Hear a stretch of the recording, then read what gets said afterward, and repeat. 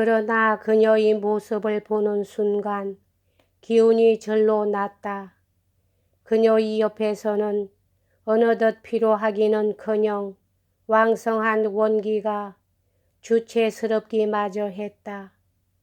가는 도중 오번너가 바라보이는 몽뜨랑벌하는 전망 좋은 언덕이 있는데 우리는 흔히 거기서 만났다.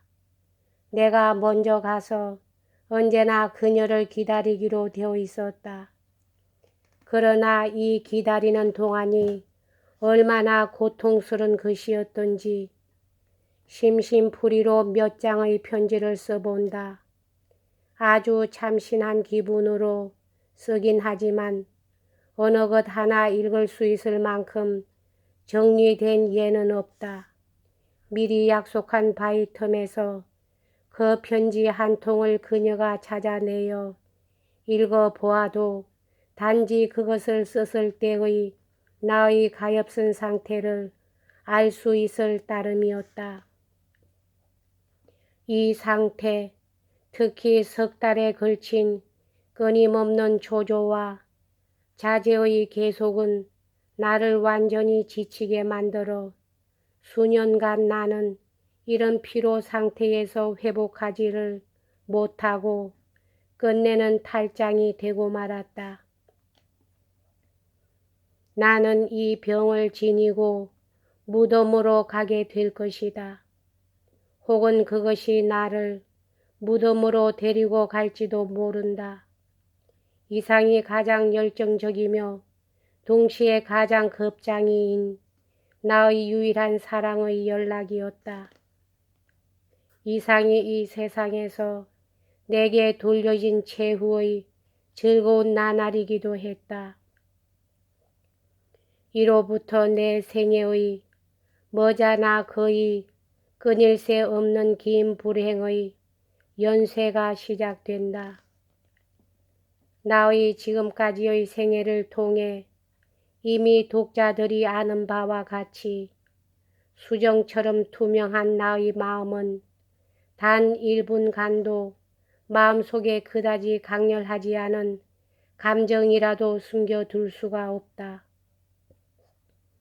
우도또 부인에 대한 나의 사랑을 오랫동안 숨길 수가 있었을까는 여러분이 판단해 주기 바란다. 우리가 친하게 지내는 것이 모든 사람의 눈에 띄었다. 우리는 그것을 비밀에 붙이거나 숨기려 하지 않았다. 그것은 남의 눈을 피할 그런 성질의 것도 아니었다. 우도또 부인은 내게 무척 가까운 우정을 보내고 있어 그것을 조금도 꺼림칙하게는 생각지 않았고 나는 나대로 누구보다도 부인의 정당성을 이해하고 있다는 신념을 가지고 그녀를 존경하였다. 하나 솔직하고 언제나 무관심해서 별로 경계를 않는 그녀와 거짓말을 않고 민첩하지 못하여 오반하고 성급하고 노염 잘 타는 나와는 안전하다고 생각해도 실은 위험한 것이어서 실제로 죄를 범한 경우보다 더 많은 단서가 우리에게는 있었다. 우리는 흔히 라슈브레트에서 만났는데 때로는 약속하고 만난 일도 있었다. 거기서는 둘이 평소 생활하듯 생활하며 우리들 둘의 사랑과 의무와 친구와 순진한 계획을 이야기하면서 에핀의 부인의 거실 창 및 정원을 매일같이 함께 산책했다. 그 창에서 에핀의 부인은 줄곧 우리들을 지켜보며 자기가 조롱을 당하고 있다고 생각했는지 잔뜩 화가 나 있었다. 여성은 분노를 숨기는 재주를 가지고 있다. 분노가 강할 경우에 특히 그러하다. 에핀의 부인은 과격한 성격이었으나 분별 있는 사람이라 특히 그런 면에 뛰어났다. 그녀는 보고도 못 본 채 의심하면서도 그렇지 않은 채 했다. 내게 대해서는 전보다 더한 관심을 보이며 보살펴주고 거의 아첨까지 했으나 그 시누이에게는 노골적으로 신뢰되는 행동과 경멸의 표시를 보이며 내게 그런 눈치를 보이려고 했다. 애빈의 부인의 뜻대로 안 된 것은 잘 아실 줄 안다. 그러나 나는 괴로웠다. 애빈의 부인의 마음씨에 감동하는 동시에 그와 상반되는 감정에 고민했다. 애빈의 부인이 우도또 부인에게 매정스럽게 하는 것을 보니 화가 치미는 것을 견딜 수가 없었다. 우도또 부인은 천사처럼 얌전하므로 불평도 않고 상대를 나쁘게도 생각지 않고 모든 걸 참고 견디었다. 게다가 원래 그녀는 그런 일에 무관심하고 언제나 그다지 민감하지 못하여 대개는 그것을 눈치채지 못했다. 나는 정열에 사로잡혀 있었으므로 소피 이외에는 아무것도 눈에 들어오지 않았고 자신이 라슈브레트 별장 사람들이나 방문객들의 웃음거리가 되어 있는 것도 전혀 몰랐다. 내가 알기로 지금까지 라슈브레트에 온 일이 없는 올바크 남작도 이 불의의 손님 가운데 끼었다.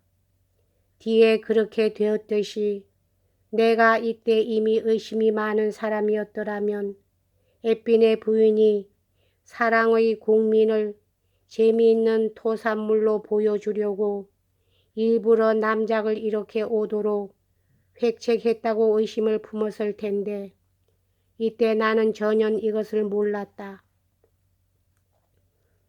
그러나 아무리 얼간이라도 남작의 전에 없이 기쁜 듯이 떠들어대는 모습은 역시 주의를 끌었다. 평상시의 험악한 눈으로 나를 보지 않고 전혀 실없는 농담을 마구 늘어놓는 것이었다. 이쪽은 아무 대답도 못하고 그저 눈만 깜빡거렸더니 애빈의 부인은 배를 쥐고 웃었다.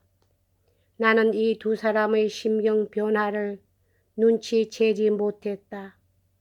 하기야 모든 것이 아직 농담의 영역을 벗어나지 않았으므로 수록 내가 눈치를 챘다 해도 그저 흘려듣는 것이 상책이었을 것이다. 그러나 남작의 사람을 놀리는 듯한 그 쾌활함을 통해서 그의 눈에 어떤 심술궂은 기쁨의 빛이 빛나는 것은 알 수 있었다. 뒷날 그것을 생각해냈을 때처럼 이때 그것을 알아챘다면 나는 아마 불안에 떨었을 것이다. 어느 날 오본너로 우두또 부인을 찾아갔다. 파리에서 막 돌아온 참이라고 했다. 나는 슬픈 듯한 그녀를 보았다. 지금까지 울고 있던 얼굴이었다. 그녀의 남편의 누이인 브랑빌 부인이 그 자리에 있었으므로 나는 걱정을 하면서도 잠자코 있어야만 했다. 그러다가 틈을 타서 우도또 부인에게 나의 불안한 마음을 호소했다. 아 하고 한숨을 쉬면서 그녀는 말했다. 당신의 무분별로 앞으로 나는 편안히 살 수 없게 되지 않나 걱정이에요. 종군 중의 생랑베르 씨에게 무슨 이상한 말을 한 사람이 있나 봐요. 제게 그런 일은 없다고 믿어주시겠지만 아마 감정은 상했을 거예요. 그런데 그 불쾌감을 내게 숨기려 하는 것이 기분 나빠요. 다행히 당신과 나와의 교제는 그분의 주선으로 맺어진 것이므로 모든 일을 숨기지 않고 알려주었어요. 그분의 편지 내용은 내 마음처럼 언제나 당신 걱정으로 차 있었어요. 다만 당신의 무분별한 사랑만은 내가 가라앉힐 작정으로 그분에겐 숨겨왔어요. 그런 당신의 무분별에 대해서는 그분은 내게 아무 말도 않고 있지만 내 죄로 알고 있는 것 같아요. 누가 우리를 중상하고 저를 해치려는 거예요. 하지만 그것은 아무래도 좋아요. 이렇게 된 이상 깨끗이 헤어집시다. 그렇지 않으면 본래의 올바른 당신으로 되돌아가 주세요. 저는 이 이상 사랑하는 그분에게 아무것도 숨겨두고 싶지 않으니까요. 나의 제자뻘인 한 젊은 여성 앞에서 정당한 견책을 받고 자신의 잘못을 깨달으면서 송구해하고 있는 자신에 대해 창피를 느낀 것은 이번이 처음이었다.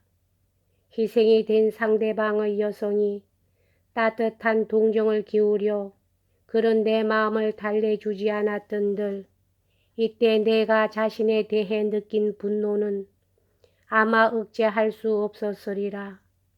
그러나 눈물이 마음의 구석구석까지 넘쳐 흐를 때 마음을 굳게 먹을 수 있겠는가.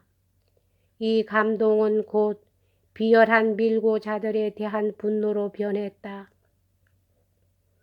그들은 무의식 중에 솟아난 감정까지도 똑같이 나쁜 것으로밖에 생각지 않았던 것이며 그것을 보상하고도 남는 마음의 참다운 성실성을 믿는 것은 물론 상상조차 못했던 것이었다. 우리는 고자질한 사람을 곧 알아냈다. 여기까지 하겠습니다.